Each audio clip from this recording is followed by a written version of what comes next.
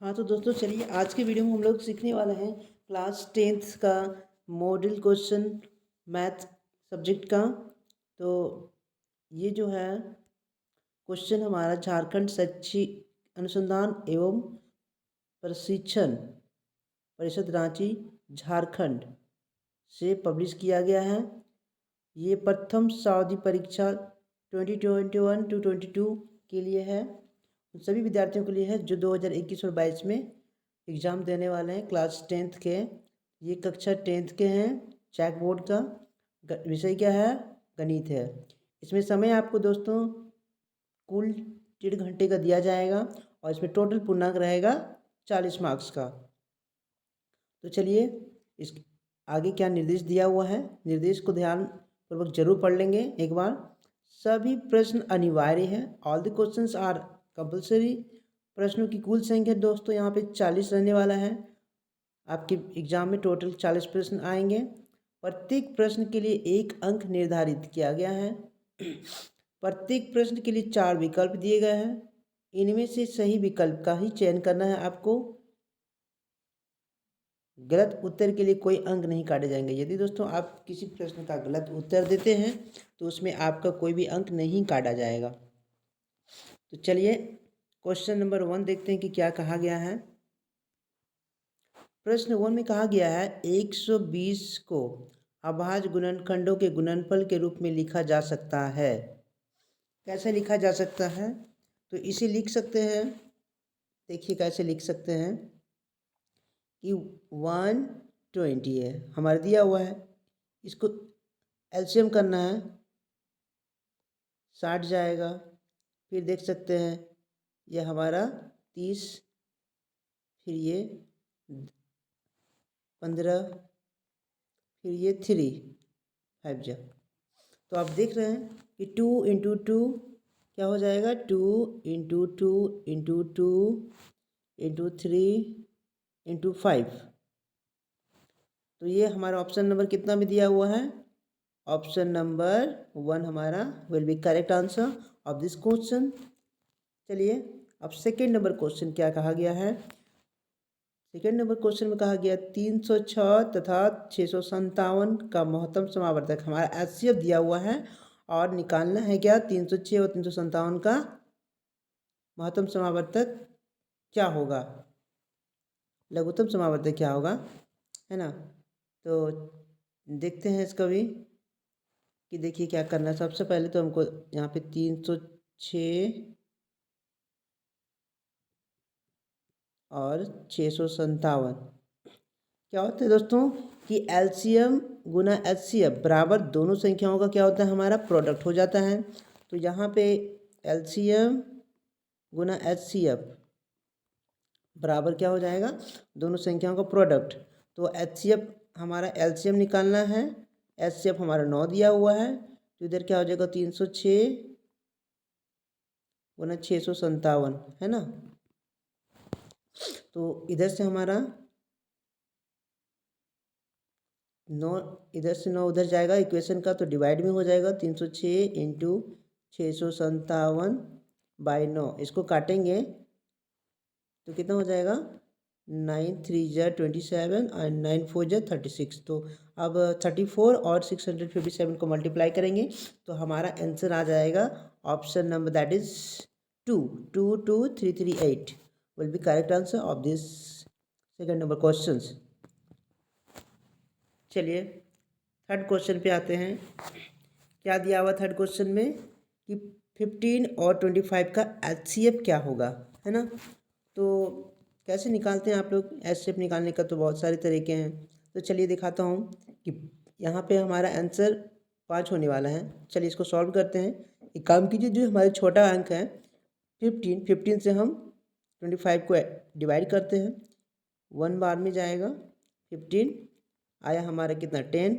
चलिए ये 10 हमारा फिर से डिवाइडर हो जाएगा और ये 15 आपका डिविडेंड हो जाएगा। तो कितना बच जा रहा है, 10 1 जा 10।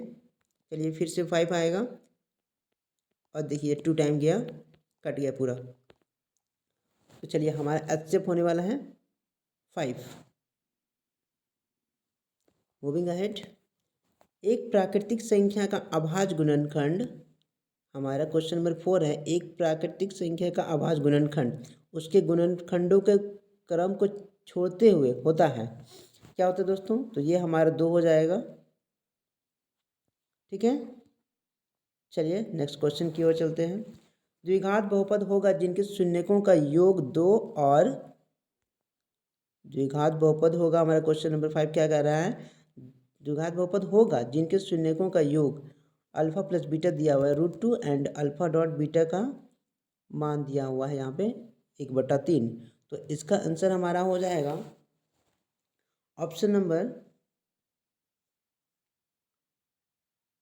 सेकंड हमारा चला जाएगा। ये हमारा आंसर सेकंड नंबर सही है दोस्तों। चलिए क्वेश्चन नंबर 6 बात करते हैं। कहा गया यदि ax² + bx + c के शून्यक अल्फा बीटा और हो तो अल्फा प्लस बीटा का मान क्या होगा? ये दिया हुआ है। ये हमारा द्विघात समीकरण का स्टैंडर्ड फॉर्म होता है ax² + bx + c। तो इसमें क्या हो जाएगा दोस्तों? अल्फा प्लस बीटा यानी कि शून्यकों का जो है सम दिया हुआ है, तो हमारा हो जाएगा -b/a। Option number 1 will be your correct answer. चलिए क्वेश्चन नंबर 7 देख लेते हैं। हमारा क्वेश्चन नंबर 7 क्या है? किसी बहुपद px के लिए ग्राफ में दिया गया है, बहुपद के शून्यकों की संख्या क्या होगी? है ना दोस्तों? तो देख सकते हैं ये जो ग्राफ है आपका, इसमें देखना ये है कि हमारा ये एक्स एक्सिस है और ये जो है वाई एक्सिस है। तो हमें क्या देखना रहता है कि ये जो ग्राफ है ये जो यहाँ से गुजरा है ये हमारा एक्स एक्सिस को कितना बिंदु पे प्रतिच्छेद किया है। तो यहाँ पे तो देख रहे हैं कि हमारा वाई ये जो है हमारा एक्स एक्सिस को एक भी बिंदु पे नहीं काट रही है, देख सकते हैं वाई को काट रही है केवल। इसलिए हमारा ये जो आंसर होगा, हमारा आंसर 0 हो जाएगा। ठीक है, क्योंकि एक्स एक्सिस को ग्राफ एक भी बार नहीं टच करती, एक भी बिंदु पे प्रतिशत नहीं करती है। चलिए क्वेश्चन नंबर 8 को देखते हैं। क्वेश्चन नंबर 8 में कहा गया है समीकरण युग्म a1x b1 + b1y + c1 = 0 and second question दिया हुआ a2x + b2y + c2 = 0 में यदि a1/a2 बराबर है b1/b2 का और थर्ड में जो हमारा c1/c2 does not equal to है, तो समीकरण युग्म का क्या होगा? अद्वितीय हल तो हो नहीं सकता दोस्तों, क्योंकि अद्वितीय हल में हमारा किस तरह का होता है? a1/a2 does not equal to b1/b2 होता है। तो ये तो हो नहीं सकता है। तो हमारा जो होगा समांतर है ना, जब तीसरे स्टेप पे कट रहा है, कैसे दिया हुआ है? a1/a2 ये दूसरे में बराबर दिया हुआ है बट तीसरे में बराबर नहीं। तो ऐसे तीसरे कंडीशन में हमारा क्या होता है? पैरेलल लाइन्स होता है और पैरेलल लाइन के लिए हम क्या जानते हैं? कोई हल नहीं हो सकता है, यानी कि ऑप्शन हमारा सी विल बी करेक्ट। चलिए क्वेश्चन नंबर 9 को देखते हैं। क्या कह रहा है? समीकरण युग्म 2x - 3y = 0 तथा 3x + 4 + 20 = 0 द्वारा निरूपित सरल रेखाएं क्या होती है? तो इसको हम सॉल्व करते हैं। देखिए हमारा a1 यहाँ से जो वैल्यू है हमारा क्वेश्चन 9 का ये जो है सॉरी a1 जो दिया हुआ है हमारा 2 दिया हुआ है b1 आपका जाके -3 दिया हुआ है और c1 0 है और आपका a2 दिया हुआ है 3, b2 दिया हुआ है 4 एंड c2 का वैल्यू है 20। तो हम यहाँ पे देखेंगे a1/a2 ये आपका 2/3 है और b1/b2 कितना हो जाएगा? -3/4 है। तो आप देख सकते हैं यहाँ पे a1/a2 बराबर नहीं है b1/b2 का। कितना दिया हुआ है? 2/3 दिया है और ये आपका -3/4 दिया, ये तो बराबर नहीं है, है ना दोस्तों? इसका मतलब हो गया कि हमारा जो आंसर होगा वो एक बिंदु पे प्रतिच्छेद करती है, प्रतिच्छेद करती हुई रेखाएं हो जाएगी। क्वेश्चन 9 का हमारा आंसर ऑप्शन बी हो जाएगा करेक्ट। चलिए नेक्स्ट क्वेश्चन को देखते हैं। सी के किस मान के लिए समीकरण सी के किस मान के लिए समीकरण युग्म c x minus y equal to 2 तथा 6x minus 2y equal to 4 होगा। तो ये दोस्तों इसको सॉल्व करेंगे ना हम, तो इसका वैल्यू जो हो जाएगा आपका सी का वैल्यू, सी के लिए हमारा ये क्या हो जाएगा, अनंत हल हो जाएगा। तो चलिए नेक्स्ट क्वेश्चन। समीकरण युग्म 2x minus y equal to 5 और 3x plus 2y equal to 4 का हल क्या होगा। ये क्वेश्चन का हल क्या होगा, तो चलिए इसको हम शॉर्ट में दिखाते हैं कि सॉल्व कैसे करना है। 2x minus y equal to ले लेना है 5 and second question 3x plus 2y equal to 4 लेंगे। तो देखिए दोस्तों इसको क्या करना है कि हम पूरे समीकरण को ना, ये 2y दिया हुआ यहाँ पे, तो इसको हम 2 से मल्टीप्लाई कर लेंगे। ये 2 2 4 हो जाएगा हमारा, 4x minus 2y plus equal to 10 हो जाएगा। और ये समीकरण ऐड कर देना है 3x plus 2y equal to 4। तो ये आपस कट जाएगा, हमारा बचेगा 7x इक्वल टू उधर 14 बच जाएगा। तो ये काट देंगे तो आपका x का वैल्यू 2 आ जाएगा। और जब ये 2x का वैल्यू पुट कर देंगे समीकरण किसी में, थर्ड में, सेकंड में या 1 में, तो हमारा आ जाएगा -1। यानी कि ऑप्शन नंबर 1 हमारा इस क्वेश्चन का सही होगा आंसर। चलिए क्वेश्चन नंबर 12 देख लेते हैं। वह रैखिक समीकरण युग्म जिसका कोई हल नहीं होता क्या कहलाता है। जिसका कोई हल नहीं होता है वो क्या कहलाता है दोस्तों, संगत, असंगत, संपाती, इनमें से कोई नहीं। तो हमारा वो आंसर हो जाता है जिसका कोई हल नहीं होता है, यानी कि समांतर जब होता है तो असंगत होता है। Option number B will be correct. चलिए क्वेश्चन नंबर 13 देख लेते हैं। समीकरण युग्म x plus y equal to 9 और x minus y equal to 1 का हल क्या होगा। तो देखिए इसको सॉल्व करते हैं। x plus y equal to 9 दिया हुआ है और x minus y equal to 1 दिया हुआ है। तो चलिए इसको जोड़ते हैं, ये कट जाए, कैंसिल हो जाएगा। यहाँ बचा 2x, यहाँ पे आपका कितना बच जाएगा 10। तो x का वैल्यू हमारा जाके यहाँ से आ जाएगा, x इक्वल टू 5 आ जाएगा।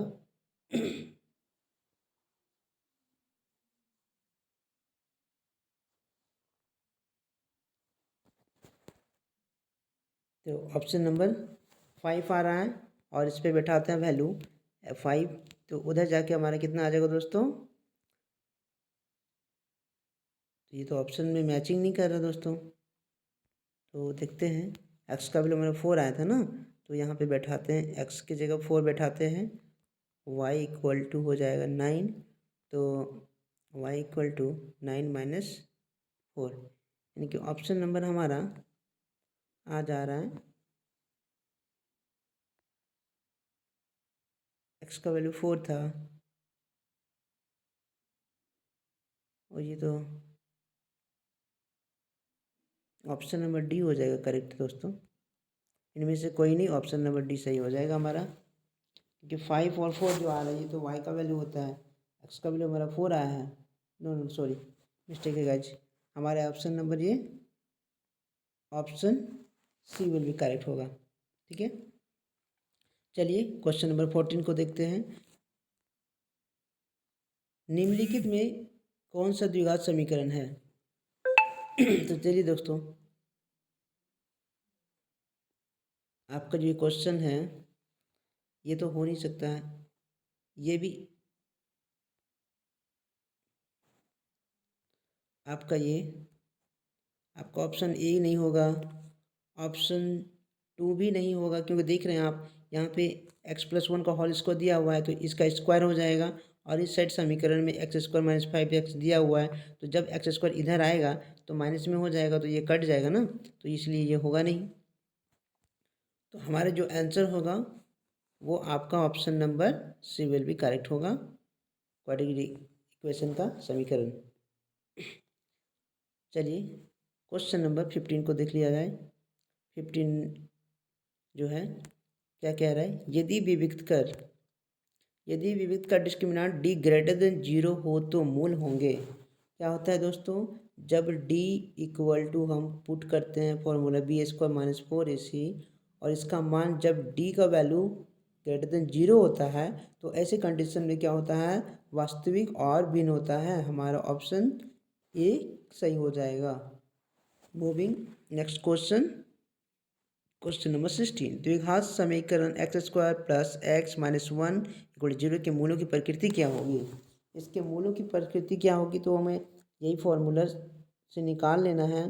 बी स्क्वायर यानी कि 1 का स्क्वायर माइनस 4a इंटू सी, तो हमारा क्या हो जाएगा दोस्तों 1, ये माइनस माइनस निकल के 4 प्लस 4 यानी कि 5 आ जाएगा। 5 वास्तविक तथा समान नहीं, वास्तविक तथा असमान, तो ऑप्शन नंबर डी सही हो जाएगा, क्योंकि डी का वैल्यू 5 है ना, तो 0 से तो बड़ा ही है डी का वैल्यू, तो सेकंड नंबर क्वेश्चन हो जाएगा हमारा सही।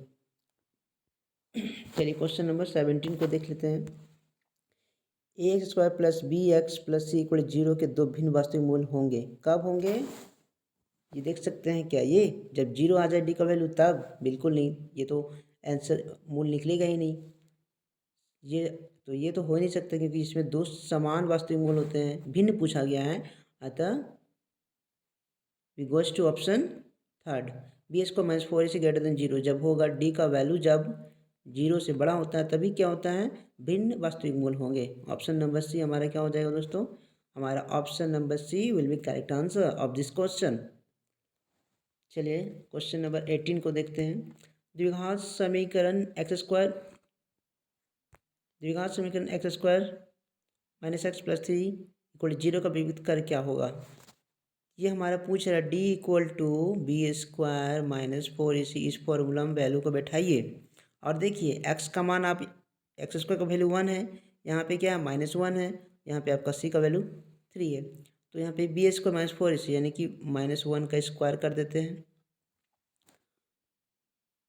4 ए कितना दिया 1 और सी, तो क्या हो जाएगा 1 का स्क्वायर, तो यहाँ पे एक्चुअली ऑड इवन नंबर है तो 1 हो जाएगा, और 4 × 12 आएगा कितना हमारा -11।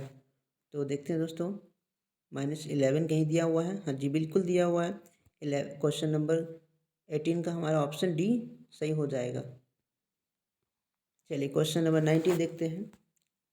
यदि द्विघात समीकरण x square minus 4x plus के इक्वल 0 का मूल समान हो तो के का मान ज्ञात करें। जब वैल्यू हमारा द्विघात समीकरण का वैल्यू जो है समान हो तब के का मान क्या होगा, ये देखना है ना।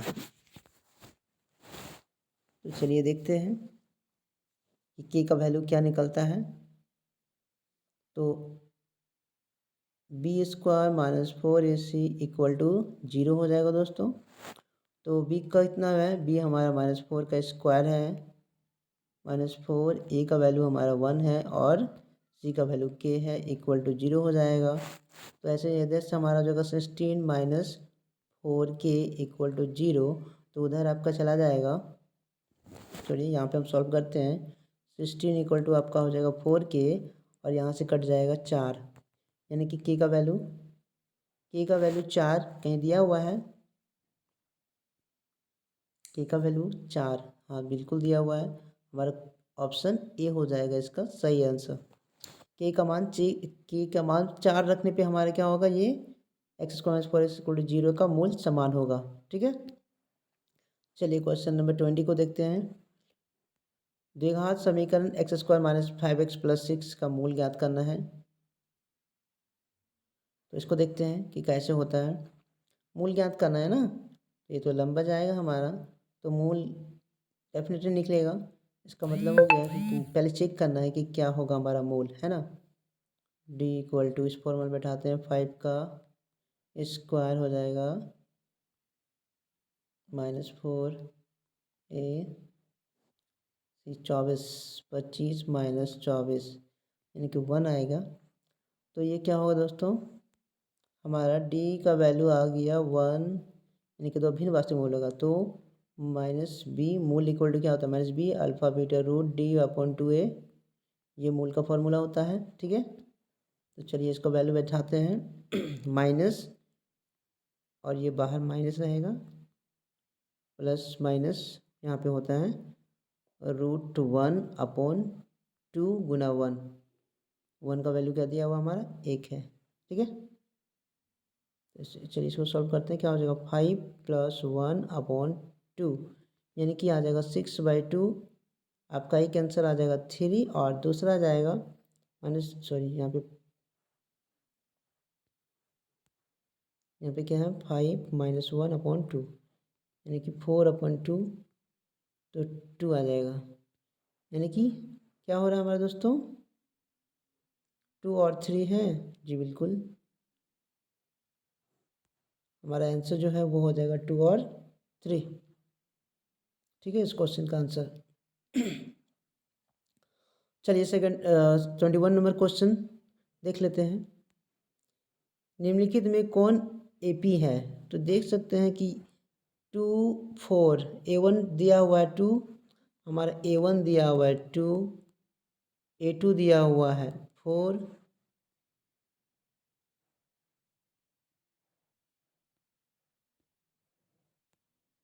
देखिए क्वेश्चन नंबर 21 में जो है हमारा एपी में जो होगा ये होगा, क्योंकि इन टर्मों के बीच का जो कॉमन डिफरेंस होगा हमेशा समान होता है। 1 दिया हुआ है, A2 का वैल्यू दिया है 3, एंड A3 हमारा दिया हुआ है 5, A4 दिया हुआ है 7। इन्हीं क्वेश्चन में जो है हमारा डी निकालेंगे। इन दोनों टर्म के बीच का जो कॉमन डिफरेंस है 3 माइनस 1 इक्वल टू 2 आ रहा है, और 5 minus 7, sorry 5 minus 3 equal to 2 आ रहा है, और 7 माइनस 5 इक्वल टू, हर बार यहाँ पे कॉमन डिफरेंस देख सकते हैं 2 2 आ रहा है। अतः हमारा आंसर क्या हो जाएगा, option number B will be correct. चलिए क्वेश्चन नंबर 22 देख लेते हैं। AP2,7,12 का 10वां पद क्या होगा, यानी करना है ज्ञात। तो देखिए A1 दिया हुआ है, हमारा A1 दिया हुआ है 2, और A2 दिया हुआ है 7। इससे हम निकाल लेते हैं D का वैल्यू। 7 माइनस 2 यानी कि 5 आ रहा है D का वैल्यू, और N इक्वल टू दिया है 10। ठीक है, तो हमारा एक फॉर्मूला होता है AN equal to A plus N minus 1 into D, ये हमारा फॉर्मूला हो जाता है AP का टर्म निकालने का। तो चलिए सॉल्व करते हैं। A1 दिया हुआ है कितना 2, N माइनस 1, N कितना दिया हुआ है 10 माइनस 1, और D आपका क्या निकालना था 7 × 5। चलिए 2 प्लस 9 5 जा 45, यानी कि 2 प्लस 45 इक्वल टू 47। 47 है जी, बिल्कुल। तो हमारा ऑप्शन नंबर सी सही हो जाएगा इस क्वेश्चन का। क्वेश्चन में 23 देखते हैं। 2 अंकों वाली कितनी संख्याएं 3 से विभाज्य है? 2 अंकों वाली कितनी संख्या 3 से विभाज्य है? तो 2 अंकों वाली संख्या पूछ रहा है, तो 2 अंकों वाली पहली संख्या क्या है 12 है, जो 3 से क्या है, देखिए ये 3 से विभाज्य है। ठीक है ना, तो 12 हमारा पहली संख्या हो जाएगा, दूसरी संख्या 15 हो जाएगा। इसी तरह डॉट डॉट डॉट डॉट। 2 अंकों कब होता है, 100 से नीचे होता है तभी 2 अंक का होता है ना दोस्तों। तो चलिए देखते हैं कि 3 से विभाज्य होने वाली लास्ट संख्या क्या है। तो ये 99 है जो हमारा क्या होगा, विभाज्य होगा। देखिए कर सकता है 3 से, है ना। तो हमें निकालना यही है कि कितना है जो विभाज्य है। इसे निकालने के लिए क्या करेंगे, पहले टर्म निकालना पड़ेगा हमको, है ना। तो A1 इक्वल टू दिया हुआ इतना, तो 12 दिया हुआ है, डी कितना हो जाएगा हमारा 3 हो जाएगा। इसमें घटाएंगे तो 3 आ जाएगा। इसमें टर्म निकालना होगा। ठीक है, तो निकाल लेते हैं term. A plus N minus 1 into D, ये फॉर्मूला पुट करके निकालते हैं, है ना। तो पहला है 12 प्लस N माइनस 1 डी का वैल्यू कितना था, 3 था, बराबर 99।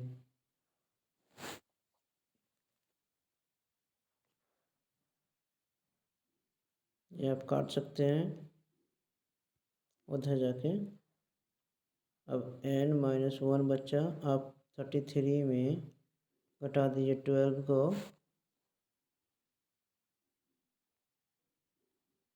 तो आपका n इक्वल टू हो जाएगा 1 2 + 1 22, है ना दोस्तों। तो कितना हो जाएगा 22, बट इसमें तो कुछ भी नहीं दिया हुआ है, तो ऑप्शन नंबर हमारा क्या हो जाएगा, डी सही आंसर हो जाएगा। चलिए अब क्वेश्चन नंबर 24 को देखते हैं। 0 और 50 के बीच की विषम संख्याओं का योग। 0 और 50 के बीच विषम संख्या कितना हो जाएगा दोस्तों, 25 विषम संख्या होगा और 25 हमारा क्या होगा, सम संख्या। ऑड नंबर और इवन नंबर बराबर बराबर होगा 0 और 50 के बीच में, है ना। तो इसका क्या करना है, ऑड संख्याओं का हमें योग निकालना है, तो डायरेक्ट स्क्वायर कर देंगे दोस्तों। 25 का स्क्वायर कर देंगे तो कितना आ जाएगा हमारा 625, यानी कि कहीं दिया हुआ है, जी बिल्कुल दिया हुआ है। ऑप्शन नंबर सी हमारा इस क्वेश्चन का सही आंसर हो जाएगा। ठीक है, चलिए क्वेश्चन नंबर 25 को देखते हैं। सभी वृत्त होते हैं, क्या होते हैं दोस्तों, सभी वृत्त हमारे जनरली सिमिलर होते हैं, समरूप होते हैं। चलिए नेक्स्ट क्वेश्चन, क्वेश्चन नंबर 26 देखते हैं कि आकृति में यदि D E parallel B C, देखिए ये जो हमारा डी ई पैरेलल है बी सी का, तो क्या हो जाएगा, हमारे डी बी का वैल्यू कितना दिया हुआ है 2 सेंटीमीटर, हमारे ए दिया हुआ है 1.5 दिया हुआ है, और ई सी दिया हुआ है 3। तो हमें निकालना क्या है दोस्तों, इसका निकालना वैल्यू, है ना। तो चलिए निकालते हैं। अब A D upon D B बराबर ए ई अपॉन ई सी कर सकते हैं इस क्वेश्चन में। अब वैल्यू बैठा दीजिए यहाँ पे 1.5 अपॉन क्या हो जाएगा 2 इक्वल टू ए दिया हुआ है, ए बी ए का वैल्यू क्या दिया हुआ है दोस्तों, ए का वैल्यू आपका 1.5 दिया हुआ है। सॉरी ए डी निकालना है ना। इस क्वेश्चन में हमारा ए डी का वैल्यू नहीं दिया हुआ है, इसमें दिया हुआ है 2 इक्वल टू 1.5 अपॉन 3 दिया हुआ है। तो ये क्रॉस मल्टीप्लाई करेंगे ना, तो क्या हो जाएगा, ए डी का वैल्यू हमारा हो जाएगा 2 इंटू 1.5 अपॉन 3, 3 5 जा 10,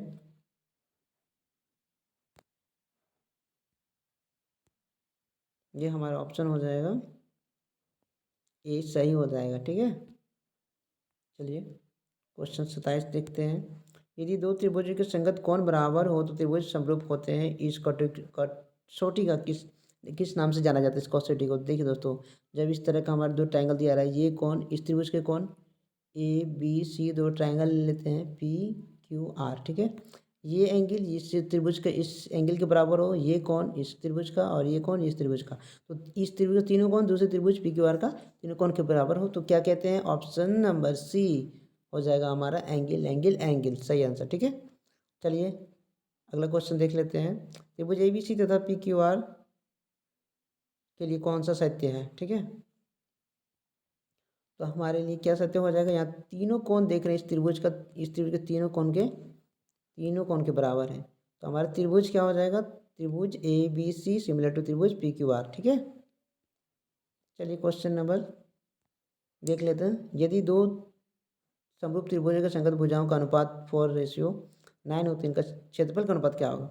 हम जानते हैं यदि दो त्रिभुज, मान लीजिए त्रिभुज ए बी सी सिमिलर है त्रिभुज पी क्यू आर का, तो हम क्या जानते हैं दोस्तों कि यदि दो त्रिभुज समरूप हो तो उनके क्षेत्रफलों का अनुपात जो होगा, एरिया जो होगा त्रिभुज ए बी सी बटा त्रिभुज पी क्यू आर का जो क्षेत्रफल होगा, इनके भुजाओं का क्या हो जाएगा,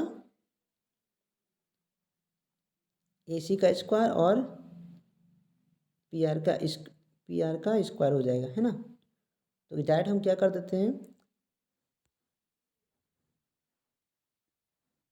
इसके लिए हम क्या करेंगे कि 4 का स्क्वायर कर देंगे और 9 का स्क्वायर कर देंगे 81 सॉरी 4 का स्क्वायर 9 का स्क्वायर, ये हमारा 16 हो जाएगा, 81 हो जाएगा। तो देख सकते हैं ऑप्शन नंबर हमारा D will be correct answer of this question. अगला क्वेश्चन देख लेते हैं, क्वेश्चन नंबर 30। एक समबाहु त्रिभुज की भुजा 2a है, इसका शीर्षलंब की लंबाई क्या होगी? तो ये हमारा हो जाएगा √3a हो जाएगा हमारा परपेंडिकुलर का लेंथ। ठीक है दोस्तों, चलिए अगला क्वेश्चन को देखते हैं। त्रिभुज ए बी सी में A B equal to 6√3, A C equal to 12 and B C equal to 6 है, तो बी का मान क्या होगा? इसके लिए हमारा ऑप्शन डी ऑप्शन सी सही हो जाएगा दोस्तों। चलिए 32 नंबर देखते हैं। एक वृत्त की कितनी स्पर्शरेखाएं हो सकती है? तो इसमें हम जानते हैं अपरिमित रूप से अनेक स्पर्शरेखाएं हो सकती है। ठीक है दोस्तों, चलिए क्वेश्चन क्या कह रहा है, वृत्त के केंद्र से 30 सेंटीमीटर दूर स्थित किसी बिंदु से वृत्त पर खींची गई स्पर्शरेखा की लंबाई 12 सेंटीमीटर है, तो वृत्त की त्रिज्या क्या होगी? इसमें वृत्त की त्रिज्या क्या हो जाएगी दोस्तों? हमारा आंसर आ जाएगा इस क्वेश्चन का 5। ठीक है, कैसे करेंगे देखते हैं। देखिए 30 का स्क्वायर और 12 का स्क्वायर कर लेंगे और इसमें रूट चढ़ा देंगे। 169 माइनस 144 हो जाएगा, ये हमारा आ जाएगा कितना? 25 रूट अंडर, और ये जब निकलेगा बाहर तो हमारा आ जाएगा 5। ठीक है, चलिए नेक्स्ट क्वेश्चन देख लेते हैं। ये क्वेश्चन है, एक बिंदु Q से एक वृत्त की स्पर्शरेखा की लंबाई 24 सेंटीमीटर तथा Q की केंद्र से दूरी 25 सेंटीमीटर है, तो त्रिज्या ज्ञात करना है ना दोस्तों। तो इसके लिए भी क्या करना है, बिल्कुल सेम है। 25 का स्क्वायर करेंगे और ये माइनस कर देंगे इसमें से √24 का स्क्वायर। 625 में घटाएंगे 576 हो जाएगा, तो घट के आएगा हमारा 49 अंडर रूट का, और आ जाएगा कितना? 7। 7 will be the correct answer of question number 34। ठीक है, चलिए बोला दो संकेंद्री वृत्त की त्रिज्याएं क्रमशः 3 तथा 5 सेंटीमीटर है, तो बड़े वृत्त की उस जीवा की लेंथ ज्ञात करनी है, क्या होगी जो छोटे वृत्त को स्पर्श करती है? ये दोस्तों बहुत ही सिंपल है। आर हमारा निकल जाएगा, आर निकल जाएगा हमारा 4 निकलेगा, तो डी की लेंथ ज्ञात करना है तो 2r हो जाएगा, है ना। तो 4 × 2 हो जाएगा हमारा 8, सही हो जाएगा। देखिए किस तरह करना है, एक सर्कल और एक से सेम पॉइंट से दूसरा सर्कल, है ना, सॉरी, एक सर्कल खींचेंगे और इसी तरह का देख लीजिए, ये हो जाएगा हमारा, और हमारा ये हो जाएगा। ठीक है,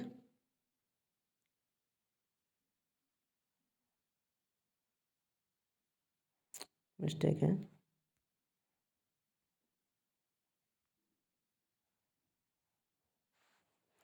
दो संकेंद्रीय वृत्त की त्रिज्या 3 सेंटीमीटर, इसकी त्रिज्या दिया हुआ है 3 सेंटीमीटर। ठीक है, और ये बड़े वृत्त की त्रिज्या दिया हुआ है, ये 3 है और ये पूरा 5 है। ठीक है,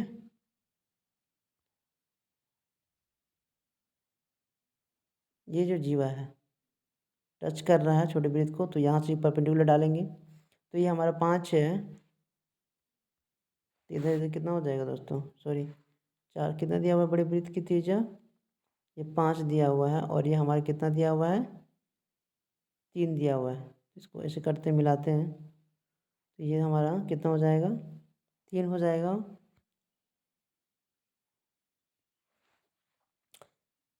चलिए दोस्तों, इसका आंसर हमारा नहीं हो पा रहा है, मिस्टेक है यहाँ पे, फिगर हमारा सही से नहीं बन रहा है, तो आंसर हमारा 8 हो जाएगा।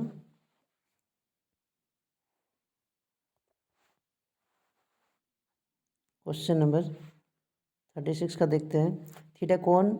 थीटा केंद्र और कोण और आर त्रिज्या वाले त्रिज्या का क्षेत्रफल क्या होता है? तो जानते हैं, जो हो जाएगा सही, theta upon pi square 360 degree.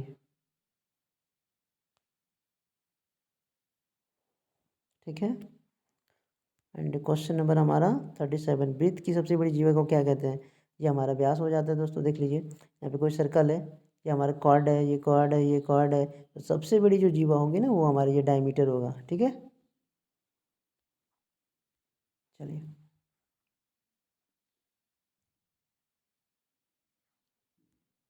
Are त्रिज्या वाले वृत्त के उस चाप की लंबाई क्या होगी जो केंद्र पर थीटा कोण अंकित करती है? तो ये क्या हो जाएगा दोस्तों? ये हमारा ऑप्शन सी सही हो जाएगा। ठीक है, theta upon 2 pi R of 360 degree, इसको काट देंगे, थीटा बटा पाई आर अपॉन 180 भी हो सकता है ना। चलिए क्वेश्चन नंबर कितना देखते हैं, 639 का। 6 सेमी त्रिज्या वाले एक वृत्त की त्रिज्यखंड का क्षेत्रफल क्या होगा जो केंद्र पर 60 डिग्री बनाता है? ठीक है दोस्तों, इस तरह बना रहा है। हमारे यहाँ पे थीटा कितना बन रहा है? 60 डिग्री का थीटा बन रहा है ना। तो ये हम जानते हैं थीटा बटा, ये फॉर्मूला होता है थीटा बटा 360 degree into pi R square, है ना। इस पर बैठाएंगे, थीटा कितना दिया हुआ है? 60 डिग्री हमारा थीटा दिया हुआ है, बटा 360 करेंगे पाई आर स्क्वायर, पाई का वैल्यू बैठाते हैं 22/7। आर कितना दिया हुआ है? 6 दिया हुआ है ना, 6 का स्क्वायर कर देते हैं, तो 6 का स्क्वायर 36 हो जाएगा। 36, ये 36 कट जाएगा, आ जाएगा हमारे 10, ये कट जाएगा और इसको गुना कर देंगे, है ना। 6 इंटू 22 अपॉन 7 हो जाएगा हमारा 232/7। तो ये हो जाएगा ऑप्शन नंबर हमारा A will be correct answer. Last question देखते हैं, इस सेशन का लास्ट क्वेश्चन है। एक घोड़ा एक मैदान में 7 सेंटीमीटर लंबी रस्सी से बांध दिया गया है, उस भाग का क्षेत्रफल क्या होगा जो जहां घोड़ा घास चर सकता है? तो इसमें क्या हो जाएगा, आर इक्वल टू रस्सी की लंबाई ही हमारा रेडियस हो जाएगा, 7 सेंटीमीटर हो जाएगा। तो इसमें क्या करेंगे, घोड़ा जो है हमारा चरेगा वृत्त का क्षेत्रफल पे। देखिए दोस्तों समझाते हैं इस क्वेश्चन को। यहाँ पे एक खूंटे के साथ घोड़े को बांध दिया गया है, ये रेडियस हमारा 7 है, तो घोड़ा चरेगा इसके चारों तरफ से तो घूम के ना, तो यानी कि एक सर्कल के एरिया पे चलेगा। तो ये पाई आर स्क्वायर भाग को क्या करेगा, कवर करेगी। तो पाई वैल्यू पुट करते हैं 7, आर कितना है 7 का स्क्वायर, तो चलिए 22/7 आर का स्क्वायर हमारा क्या हो जाएगा, यहाँ से एक आर कट जाएगा, 7 इंटू 7, ये कटेगा तो क्या बचेगा, 154 हमारा विल बी करेक्ट। तो ऑप्शन नंबर डी सही हो जाएगा। Thank you guys.